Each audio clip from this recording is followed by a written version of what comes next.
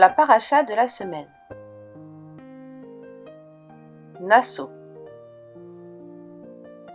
Akadosh Baruch Hu aime beaucoup ses enfants. Et lorsqu'on accomplit sa volonté, lorsqu'on étudie, lorsqu'on fait des mitzvot avec la joie, alors Hachem nous bénit de plein de brachot.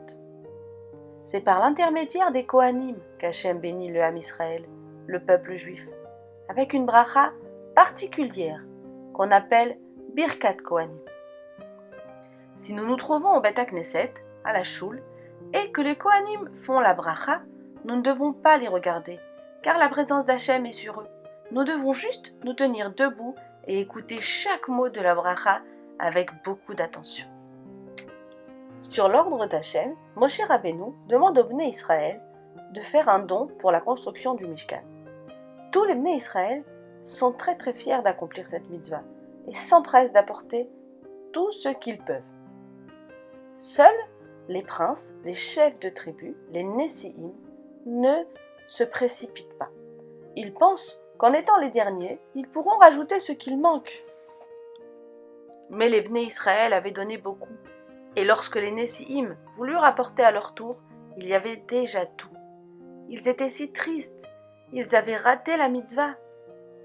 Peut-être pouvons-nous ajouter quelque chose aux vêtements du Kohen, se dirent-ils.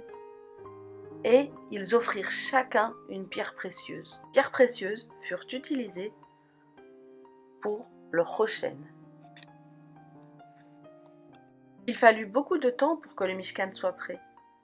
Et lorsque tout fut prêt, ce fut Moshe Rabbeinu qui rassembla toutes les pièces selon les instructions d'Hachem. Les Nessi'im, les princes des tribus, se demandaient quel cadeau offrir pour le Mishkan. Soudain, le Nassi de la tribu de Issachar s'écria « Achetons des chariots pour le transport du Mishkan !»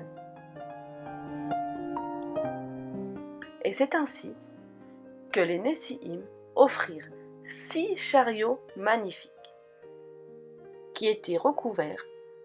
Comme ça, on ne voyait pas ce qu'il y avait à l'intérieur.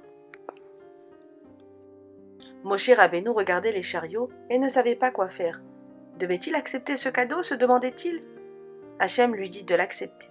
Il lui dit « J'apprécie leur cadeau et je promets qu'aussi longtemps qu'ils seront Nessi'im, les chariots resteront en parfait état et que les bœufs resteront en bonne santé. »